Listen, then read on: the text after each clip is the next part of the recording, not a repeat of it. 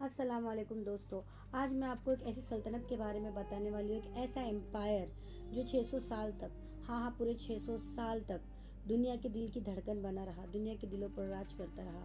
एक ऐसा एम्पायर जिसने 3 कॉन्टिनेंट पर राज किया, एशिया, अफ्रीका और यूरोप। लेकिन इसकी कहानी सिर्फ खून खराबा, लड़ाई झगड़े की नहीं थी। इसकी कहानी थी लीडरशिप, करेज और इंसाफ की, जस्टिस की।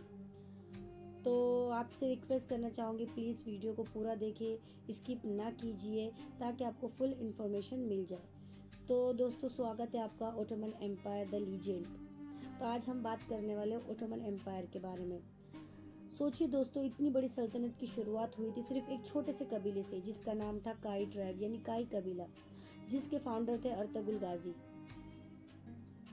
अर्तुगरुल गाजी कोई बादशाह नहीं थे, कोई राजा नहीं थे। वो तो सिर्फ अपने लोगों के लिए एक सुरक्षित जमीन ढूंढ रहे थे ताकि वो उनके साथ पीसफुली रह सके। लेकिन किस्मत कुछ और ही चाहती थी। एक दिन अर्तुगरुल गाजी अपने ग्रुप के साथ बेजेंटाइन एम्पायर, उनके दुश्मनों की लड़ाई के बीच पहुंच गए। अर्तुगरुल गाजी हमेशा सही का साथ देते थे, इंसाफ पजीर थे।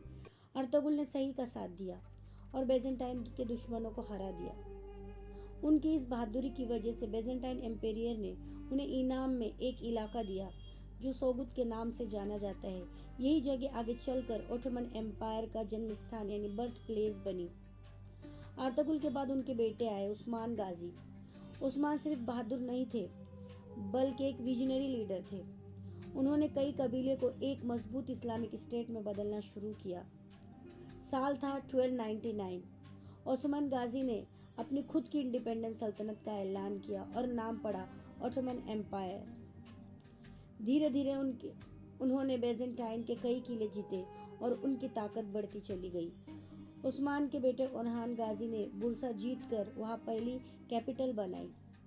अब ये एम्पायर छोटा नहीं रहा था, ये बन रहा था एक राइजिंग पावर। और अब आती है ओटोमन एम्पायर की सबसे फेमस, सबसे शॉकिंग जीत। जी हाँ, कॉन्स्टेंटिनोपल की फतेह। साल था 1453। बेजेंटाइन एम्पायर का दिल कॉन्स्टेंटिनोपल, जिसकी दीवारें दुनिया की सबसे स्ट्रॉन्ग वॉल मानी जाती थी।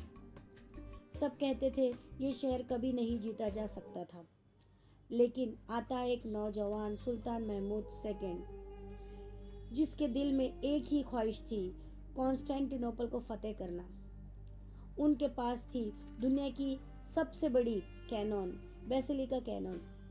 लेकिन बेजेंटाइन ने समुद्र में मोटी चेन डालकर शिप को रोक दिया और यहाँ महमूद ने वो काम किया जो दुनिया ने कभी सोचा भी नहीं था। उन्होंने जहाज़ों को पहाड़ों के ऊपर से घसीटकर शहर के अंदर वाले समुद्र में उतार दिया। लोग हैरान रह गए, बेजेंटाइन शॉक्ड हो गया। 53 दिनों की लड़ाई के बाद 29 मई 1453 को कॉन्स्टेंटिनोपल फतेह किया गया। नाम बदलकर रखा गया इस्तांबुल। अब ओटोमन एम्पायर एक वर्ल्ड पावर बन चुका था। दोस्तों, अगर महमूद ने एम्पायर को दरवाजा खोल कर दिया तो एक सुल्तान आया जिसने इस एम्पायर को उसकी सबसे ऊंची चोटी पर, सबसे ऊंचे मकाम पर पहुंचाया। वो थे सुलेमान द मैग्निफिसेंट। उनके दौर में एम्पायर फैला 3 महाद्वीपों तक। उन्होंने लॉज, एजुकेशन, आर्ट, मोस्क, हर चीज में सुधार किया। सुलेमान के जमाने को ओटोमन का गोल्डन एज कहा जाता था। ओटोमन की ताकत का सबसे बड़ा राज था उनकी स्पेशल आर्मी, जिनका नाम था जेनिसरीज। ये दुनिया की सबसे डिसिप्लिन और लॉयल फोर्स मानी जाती थी। उनके पास नेवी थी जो मेडिटेरेनियन सी पर राज करती थी।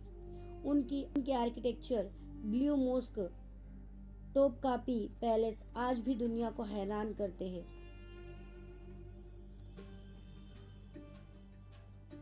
लेकिन दोस्तों, धीरे धीरे करप्शन वीक होने लगा।